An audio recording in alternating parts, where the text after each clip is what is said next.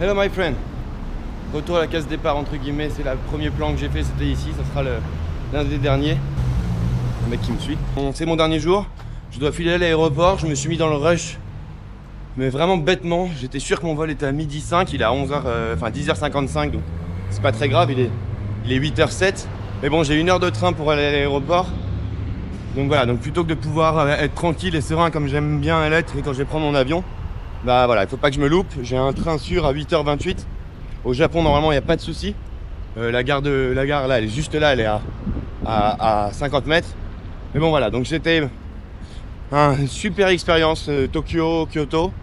Ça donne envie de visiter un petit peu plus le Japon. J'ai ressorti mon manteau, mes pulls chauds, parce que je vais traverser le globe du nord au sud cette fois-ci. Hein, on va arrêter d'aller d'est en ouest. On va descendre un petit peu. A few moments later. Ok, my friend. Moi, j'ai été bon, j'ai réussi à être dans un bon timing. Enfin, ça a été un peu la course. Donc, premier stop à Hong Kong. Après, je me refais une petite escale de, je sais pas, au moins 6-7 heures, j'ai l'impression, avant de refaire 11 heures de vol pour Auckland. Donc là, c'est vraiment c'est le plus gros et le plus long trip que je dois faire dans tout mon voyage. Normalement, c'était des vols de 4 ou 5 heures. 1 hour later. Malgré tous ces vols que j'ai pu enchaîner, c'est que ça dure pas 4h50, mais ça dure 3h50 parce qu'il y a un décalage horaire d'1 heure, bien sûr. Donc c'est un vol de 3h50, c'est quand même une petite différence parce qu'entre 4 et 5 heures, l'arrivée elle est plus rapidement. Time to destination 3h54 pour 3000 km. Et heure d'arrivée locale 9h41 contre 10h41, d'où mon erreur. Voilà, à toute allure. Many hours later. Hello my friend. Donc voilà, ça fait maintenant à peu près 5h, 5-6 heures que je suis dans l'aéroport d'Hong Kong. C'est très long. Et ce matin je vous disais, bah voilà, il n'y a pas eu le temps d'avoir le blues, mais parfois t'as le blues dans ces voyages. C'est long, tu te dis t'es loin, t'es tout seul, tu vois plein de groupes de copains qui soit rentrent à la maison. C'est pas toujours facile, mais je pense que c'est ce qui fait la force du truc, c'est ce qui fait qu'il y a des moments qui sont exceptionnels aussi. Donc demain matin, je serai en Nouvelle-Zélande, donc ça c'est quand même un truc assez dingue. Demain après-midi, je serai dans mon camping-car et on va voir comment ça va se passer. Normalement, tout est à peu près bien organisé. J'ai pas mal traîné dans cet aéroport. Donc on avance, on s'éclate. Pas toujours facile, c'est pas non plus l'ultra blues, mais bon, tu te dis que là, je repars pour 15 jours, enfin 3 semaines encore dans un autre pays. Plus j'avance, plus je m'éloigne. Donc c'est la difficulté du truc. Et surtout quand t'as plein de monde autour de toi, en fait, tu vois. C'est...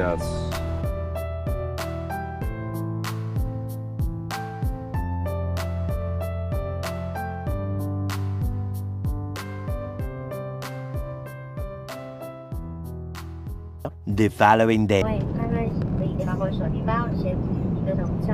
我想来说好。我要你这样。小滑板、小鞋带。是那手提电脑、随身准备关闭。你们在前座车上的包在手提笔在内。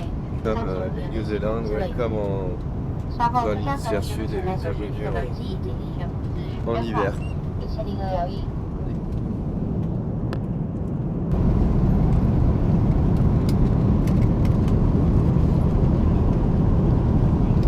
2 hours later. Hello my friend, salut les copains. Donc je suis en Nouvelle-Zélande. Je m'attendais à un hiver froid et rugueux, mais en fait la Nouvelle-Zélande, en tout cas dans la partie du nord de l'île, est un hiver plutôt doux. Hein. J'aimerais bien qu'on ait des hivers comme ça parisiens. Je suis où? Oh là là là là. Où je suis? Je suis dans le royaume du camping-car. Et qu'est-ce que j'ai loué? J'ai loué pour 15 jours ce camping-car qui est vraiment énorme. Voilà, et je le trouve très très grand. Donc c'est un Mercedes diesel en boîte auto. Ça c'est une bonne nouvelle. Et c'est vraiment hyper bien foutu. Donc tout est quasiment neuf. Donc tu as une table ici là pour l'extérieur. L'intérieur, ça se passe comment? Mon petit poste de pilotage. Si tu veux te faire beau gosse, tu te fais beau gosse ici. Petite douche toilette. Bon, ça on verra comment on l'utilise.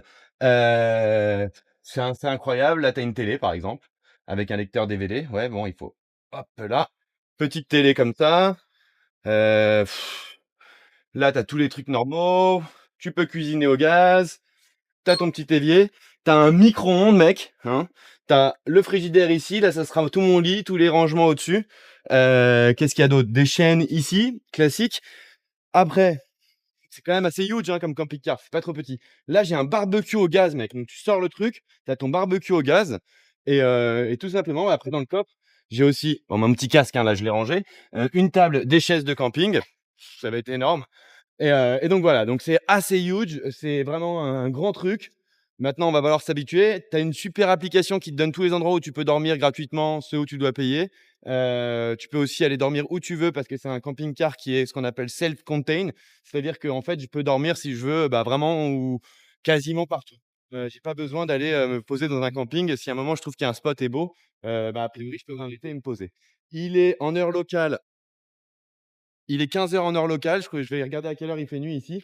Et vous voyez quoi, c'est un truc énorme pour moi tout seul. On est parti pour 15 jours d'un nouveau trip assez dingue, je pense. Pas trop où je vais là, j'ai regardé. Je vais commencer à aller un peu vers le nord. Je vais faire une petite centaine de kilomètres, je pense. Le truc est vraiment, vraiment, vraiment, vraiment, vraiment grand. En avant Toto pour des nouvelles aventures en camper van et New Zealand. A few moments later.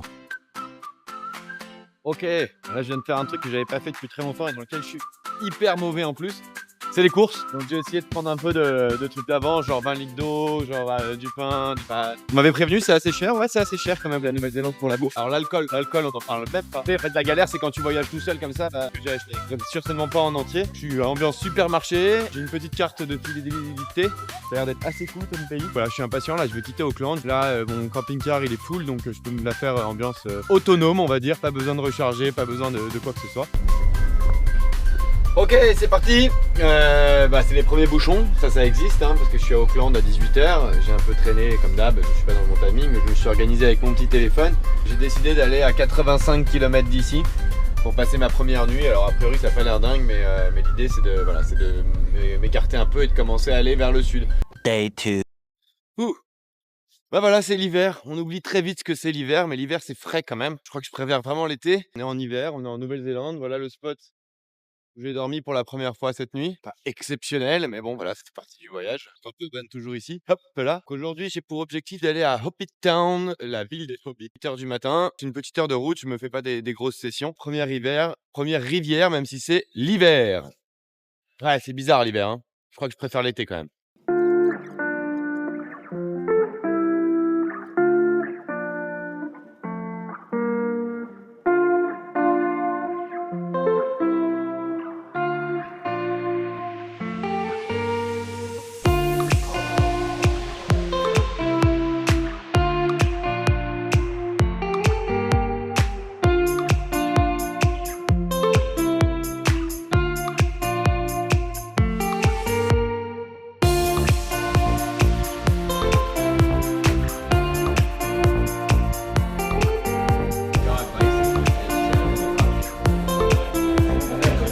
À la vôtre les copains, il y aura une petite collation, un petit cidre.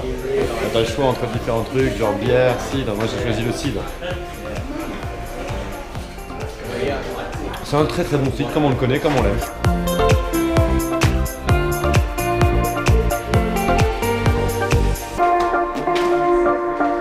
Petit salon, je peux te poser quoi. Moi je veux la même maison en fait, j'aime bien. J'aime beaucoup.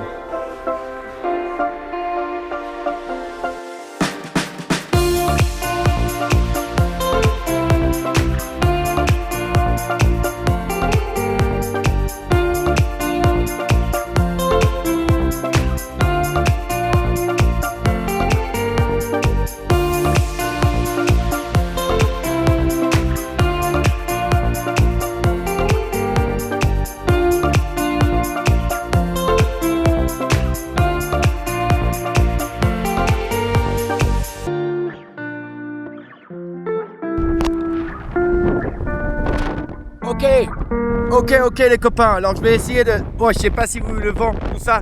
Donc voilà, c'est la tempête.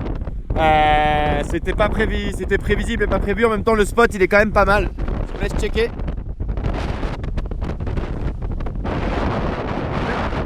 Voilà, c'est un spot de tempête. Je vais repasser une petite nuit ici. On est 3. C'est le spot de 5 Miles Bay. J'imagine qu'en été, c'est top. En hiver, c'est un peu hardcore. Pas forcément le plus jovial. Donc ça t'apprend à gérer tes émotions, on va dire, parce que tu peux vite être triste dans ces ambiances. Ou alors tu peux kiffer. Je suis un peu partagé les copains. Je sais pas si je kiffe ou si je suis triste. Mais bon, je suis là. Je peux encore bouger. Je vais voir. J'ai envie d'assumer le truc, d'affronter le truc.